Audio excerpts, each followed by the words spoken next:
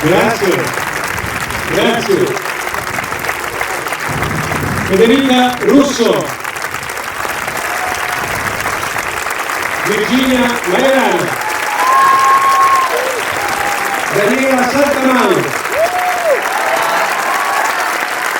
Beatrice Cerami, che ha curato la prima esposizione del Telefonte del Golf, Valeria Graziani, Alessandra Restuccia, Giulia May, Cecilia Pidino, Laura Modica,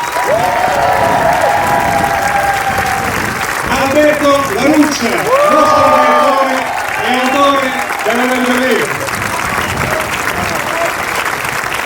Giuseppe Greco, ingegnere del suono e conduttore della prima esposizione per la Telefonte Golf, Edoardo De Angelis, ministro degli esteri di Buona Novella. Grazie, grazie a Fabrizio per la sua opera meravigliosa.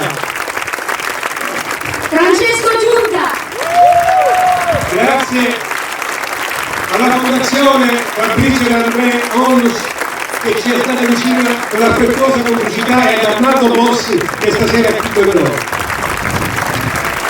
Grazie al Segesta Teatro Festival che ci ha ospitato, lunga vita al Segesta Teatro Festival, grazie al Parco Archeologico di Segesta. Segesta è per sempre! Ciao!